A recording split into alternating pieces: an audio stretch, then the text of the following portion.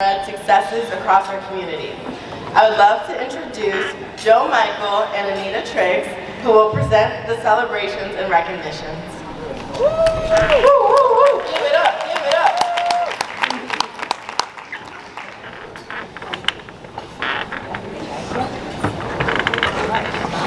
Testing, testing. What's up, folks? Hey, everybody. Hey, hey. I tried to make sure y'all wide awake for us this afternoon, so I just gotta make sure we're all together here. Right. All right. Let's start we got a celebrations playlist. We want to have that going on in the background because we want this to be a party, right? You all work hard, we work hard. We're here to have a good time. Here we go. Hey, All right. come on. All right, we got a party going on right here. We're celebrating improving health outcomes to start with. And what is a great way to have a party? But with math. So we've got our charts here, and if you're not too familiar, this is from our hematology team. They work on sickle cell and working on no-show rates. And the big takeaway, if you take nothing else away, that the work that they did directly contributed to 76 fewer missed appointments this last year. So let's give them a hand for that. So they were doing things like getting a process to call patients within 48 hours of missing their appointments. They have French language text reminders sent 2 business days ahead of time. And they have a weekly review of next week's schedule to help be prepared for patients and identify risks and get out ahead of families who might be having some challenges. And so that no-show centerline rate shifted from 28%, 28.49% to 21.44% since February 2023. So let's give our hematology hen team a hand. Anybody here from our sickle cell improvement team? If so, raise your hand. Oh, all right. So now we go to our endocrinology team within our Health Equity Network, and the magic number is 66. Can we get 66 in the crowd? 66 more Black patients using CGMs in the last year. Now, how did we do that? We had some wonderful interventions, including treatment standardization, increased monitor availability, and patient outreach drove this shift.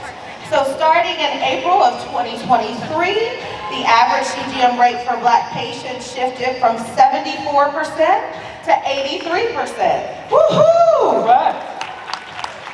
And of course, this absolutely contributes to our racial equity among clinical patients. All right, so let's give it up for our endocrine hen team. Woo! All right, and now we're moving on to our asthma hen team with 5 fewer hospitalizations per month among Black patients, and we're working on closing that inequity gap in this very special cohort where we're really studying intently and learning from. So they've got improved processes and follow-up. Patients, whoa. It's all good, it's a party. Okay, A party till somebody breaks something. Yeah, things get broken in the party, but we're all in this together. Right, they're screening and referring patients to get the resources assigned to their health needs. Over the past year, the rate of asthma admissions has become much more closer to achieving this equity in the asthma hen population than it has been in years prior. It's an estimated 5 fewer hospital admissions per month from March 2023 to March 2024. So let's give the asthma hen team a hand. All right, and another shift for us is in adolescent medicine, where we have 68, can I get a 68? 68 fewer hospitalizations since summer of 2022. All right, and how do we do that? Some interventions with outreach, chart reviews, pharmacy follow-up, and behavioral management improvements helped with these shifts. So from June 2022 to the present hospitalizations rates, declined from 3.73 per thousand to 2.33 per thousand. Woo-hoo-hoo! So again, another area where we are looking at improvements in racial equity in our mental health space. So, all right, thank you for our adolescent medicine HEN team. All right, and all of our HEN teams.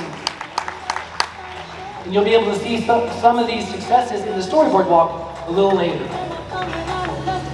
All right, so now we're going to get into some community impacts here. And Joe, I think you have some fun stuff to say about our new bus route. Yeah, so there's a new bus route that goes from Price Hill to Norwood as a crosstown bus route. Route 36. Anybody here ride Route 36 since it's been created? We got one over here. Anybody else?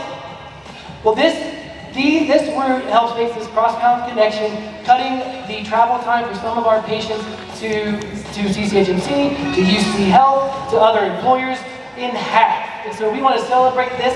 This came from a data partnership where we shared where high concentrations of CCHMC patients live and Metro. Look where they wanted to have a bus line. We worked together. We made this happen. So let's give it up for Route 36. All right. Can we get a Safe Network shout out? Let's say Safe Network. Woo-hoo! Our families need to eat, folks. So I am excited to talk about the spring break food distribution that we coordinated. Over 80,000 pounds distributed to roughly 500 families. We had over 90 volunteers and representation from 14 different organizations. So let's give it up for the Safe Network. Woo! And then a party just ain't a party unless we are talking about our Reading Bears group. So, all right. I knew Karen Hale was going to give a shout out there. So they hosted a Caring Families Black History Month celebration. And at this particular celebration at the Avondale Library, the event measured youth knowledge on Black history. They gave away free books and by Black authors, I should emphasize. And then Dr. Will Hillenbrand presented on how he became an illustrator. So give it up for Reading Bears. And keeping the Reading Bears celebrations going, they had their spring break celebration as well. We're going to celebrate some celebrations here again, Black History Month and our spring break celebrations.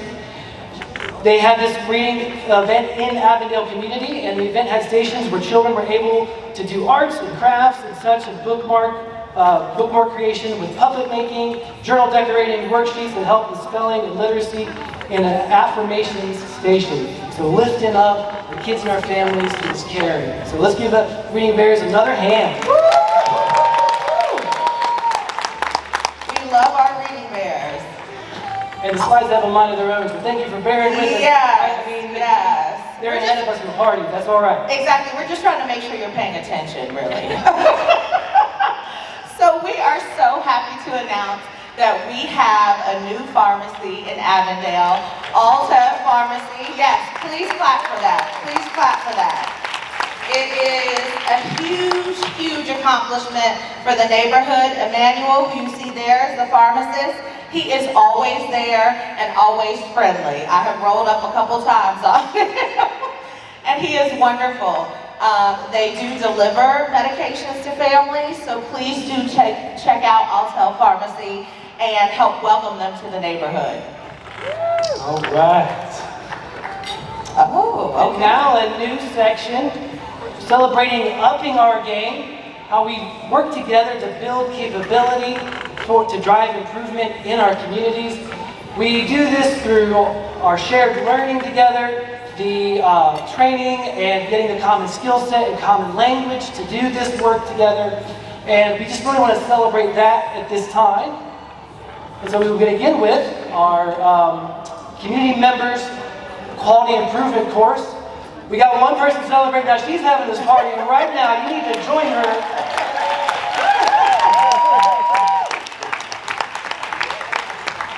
And of course, again, the slides got more excited than we did here.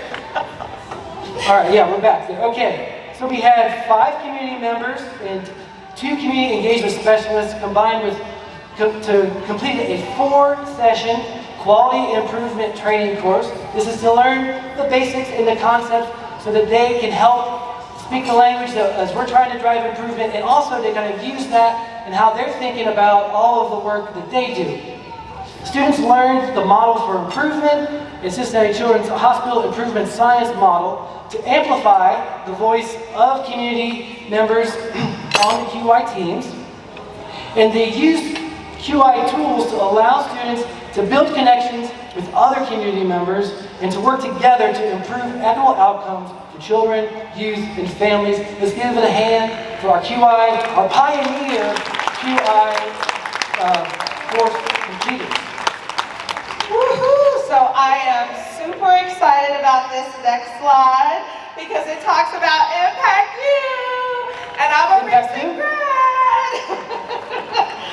So Impact U is a wonderful improvement science opportunity that is offered by Children's Hospital, inspiring visions to change lives. It incorporates diverse participants from a number of different area organizations. There is measurable impact because we all have projects that we have to work on. And it's continuous and sustainable improvement and lasting partnerships. So if I could just get my Impact U Session 9 college class to stand up for me, that would be great. You're here, go ahead, that's right, that's my pick,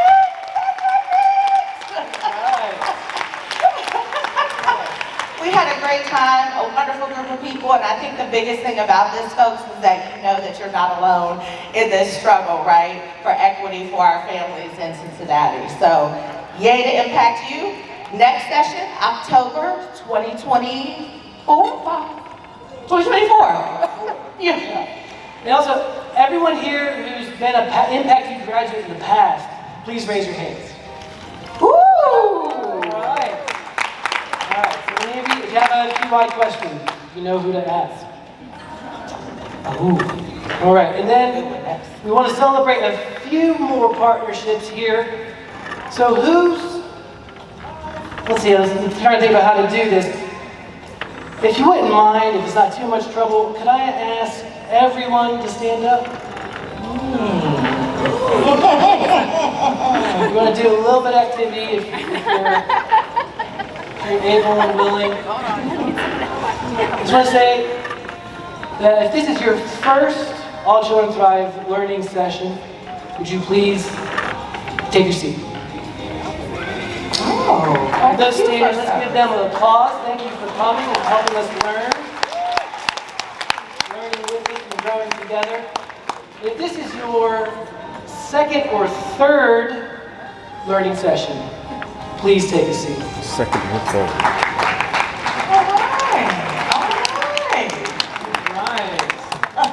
Wonderful. Yeah, see how long I'm going to keep Rob standing out there. All right, if this is your fifth or fewer learning session, please stand up. Or sit down, sorry. Have a seat. All right, we're getting sticky here. I know. We see the point in the... All right, if it is... Say that. Or high? I forgot what order we were going. Just do 5. Say 8 sessions? Yeah, let's do it. Yeah, let's do 8. If we have had 8 or fewer All Children Thrive learning sessions, please take your seat. A few more. Look at our community elders here. This is wonderful. And that's trouble back there, like this right here, this perimeter of the room. Right. Trouble. All right, let's go. 10 or fewer. If you've had less than 10. All right, we've got, okay. 11.